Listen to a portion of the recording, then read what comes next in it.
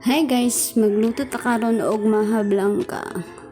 Nag-crave si Madam Judy og maha blanca ni agi adlaw pag yun. Nya kay gabi pa man siya nakapait sa ingredients. So karon pa nako siya gihimo guys. Kay di man pud siya mabuhat. Gusto niya ako ra. Nya kay master man ta kaayo ani maghimo. So palaban na gaya og YouTube University.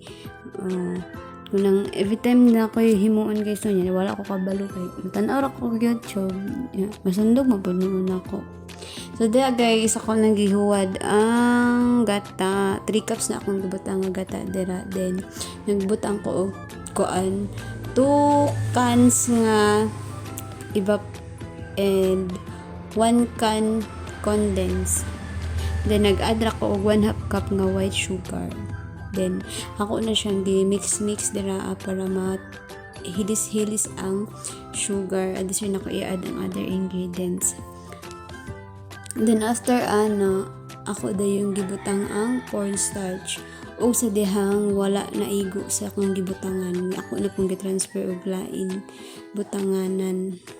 Then, ako din siyang gi-mix-mix guys. Kay para walay magbuo-buo nga cornstarch kay pagkalutoan na naara gihapon na siya guys, powder gihapon na nga nagliso-liso.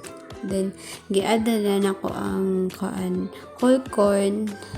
Wala na ako siya na videohan. Then nag-add ko og gamay nga asin and butter para humot siya pagkaluto. Then nag-add ko og grated cheese para mas mulami ang lasa sa atong maha blanca. Then, ako din siyang gitak-ang guys. Karaw-karaw na ko siya niya. Hinay ra kayo ang kaya na guys no kay og imong usgan maahat siya pagkaluto. Then, hilaw pa ang cornstarch. Nibas ka na siya. So, dapat hinay-hinayan din mo kayo. Pas hinay-hinayan din mo og karaw para mainanay ang pagkaluto sa cornstarch. Dili mahilaw. Then, after guys, kuanan ako siya karaw-karaw paspasan ako siya karaw. Then after naluto na siya, iwan na ako siya sa sudlanan. So mauro to siya guys. Thank you for watching. Bye bye.